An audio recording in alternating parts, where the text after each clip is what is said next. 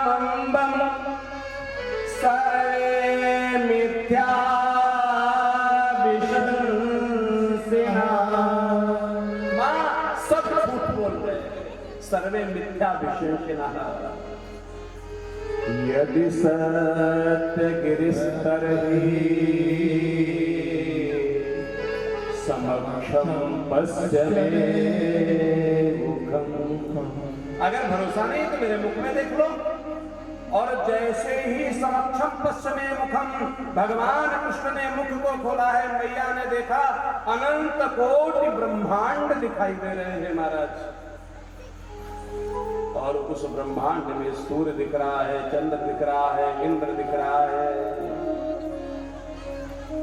ये मृत्यु लोक दिख रहा है। मृत्यु लोक में मैया देख रही है, ये आर्यावर्त भारत हिंदू राष्ट्र दिख रहा है। और उस आर्यावर्त में श्री धाम वृंदावन गोकुल दिख रहा है।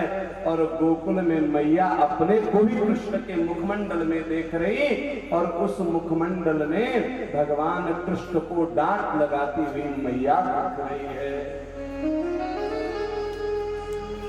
मैया मूर्छित हो गई, अचेत हो गई।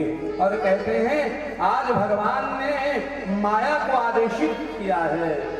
भगवान दौड़ करके गए और जा करके अपने नन्हे नन्हे हाथों की अंजलि बनाई है, और उस अंजलि में जल ला करके यशोदा मैया के मुख के ऊपर किंचन कर रहे हैं। अरे मैया तो तू कहाँ है गया हो? जैसे ही जल पड़ा है मुखमंडल पर, मैया चेतना में आई, है लाला मेरे को क्षमा कर, तू अखंड ब्रह्मांड का नायक है। अब तो महाराज समझ गए भगवान कि मैया से यही तो बचना है। लेकिन भगवान देखिए, राम ने कभी प्रकट नहीं किया कि मैं ईश्वर हूं, कृष्ण ने कभी छिपाया नहीं कि मैं ईश्वर हूं। महाभारत के सम्रांगण में भी बता दिया कि मैं ईश्वर हूं, और दुर्योधन की सभा में भी बता दिया मैं ईश्वर हूं। शिशुपाल को वध करते हुए भी सुदर्शन धारण करके बता दिया कि मैं ईश्वर हूं, और मैया को मिट्टी खाते हुए बता दिया कि मैं ईश्वर हूं। लेकिन दूसरे ही क्षण सोचा कि अगर मैं ईश्वर बन गया तो माँ के वात्सल्य से वंचित हो जाऊंगा, नंद बाबा के प्रेम से वंचित हो जाऊंगा, इन गोपांगनाओं के स्नेह से वंचित हो जाऊंगा। ये सोच करके क्या किया, माया को आदेशित किया है, वैष्णवी जतनोन माया पुत्र से मई विभो। पुत्र के स्नेह में फिर से मैया को बांध दिया माया ने कि बिना प्रेम रिझे नहीं नटवर नंद किशोर।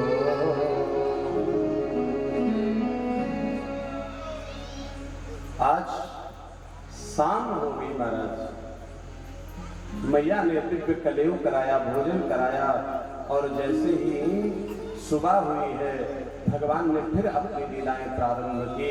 लौट करके पुनः जब शाम हुई तो मैया से भगवान कह रहे हैं कि मुझे मक्खन दे दो। अब मैया उस समय मक्खन ही निकाल रही थी, मक्खन निकला नहीं। ठंडी की रातें होती है ना, तो मटके में मक्खन बिलोते रहो। हम लोग देखते थे दादी घर में मक्खन बिलोती थी तो 2-2, 3-3 घंटे लग जाते, मक्खन नहीं निकलता, तो गरम करके जल के छींटे मारती तो थोड़ा बहुत मक्खन निकलता। ठंडी में जल्दी मक्खन नहीं निकलता। तो मक्खन निकल नहीं रहा था, तो बार बार कृष्ण जिद कर रहे थे, मैया मुझे मक्खन चाहिए, मक्खन चाहिए। मैया ने सोचा इसको भटका देते हैं थोड़ा सा। अरे लाला अभी मक्खन नहीं मिलेगा, थोड़ा रुक जाओ रुक जाओ। जब कृष्ण कुछ ज्यादा ही जिद करने लगे, शाम का समय है और महाराज चंद्रमा दिख गया। मैया ने कहा लाला तू क्यों परेशान होता है, तुझे मैं चंदा दिला दूंगी। और जैसे ही कहा चंदा दिला दूंगी, वैसे ही कृष्ण कहते हैं मैया मैं तो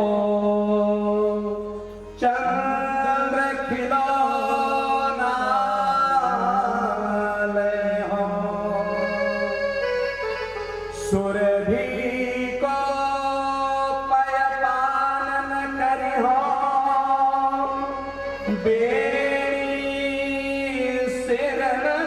नहीं हो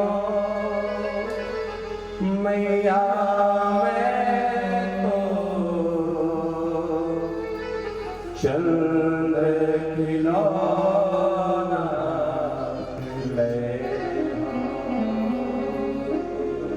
अच्छा, मैया ने सोचा कि मक्खन तो किसी तरीके से दे भी देती, लेकिन अब ये चंद्रमा मैं कहां से दे करके आऊं। लेकिन माँ भी तो माँ है, वो भी कृष्ण की माँ है।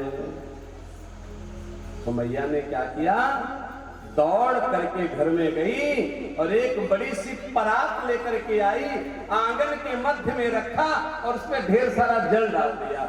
अब जल डाल दिया तो क्या हुआ, वो जो चंदा वहां था वो चंदा यहां दिखने लगा। लेकिन कृष्ण तो कृष्ण है, दौड़ करके गए, चंद्रमा को पकड़ने की चेष्टा की, हाथ मारा, छपाक से जल हिल डुल गया, चंद्रमा गायब हो गया। मैया मैया चंदा नहीं है। तो मैया ने कहा चलो कोई बात नहीं है, हम तुमको चंदा जैसी बहू ला देंगे। अब तो महाराज सुनते रहते थे, हास परिहास होता घर में। नंद बाबा के यहाँ श्रीमान वृषभानु जी का आना जाना था। नंद बाबा कभी कहते कि तेरी बेटी बड़ी हो जाए ना वृषभानु, राधिका, तो मैं कन्हैया से ब्याह कर दूंगा। तो कहते हैं मैया तू मेरे को बहू दिलाने की बात कर रही है ना, ब्याह करने की बात कर रही? बोले हाँ। तो बोले तो सुन ले, ब्याह हमको करना है तो नेक मेरे मन की कर दे। क्या? राधिका गोरी से बिरज की छोरी से मैया करा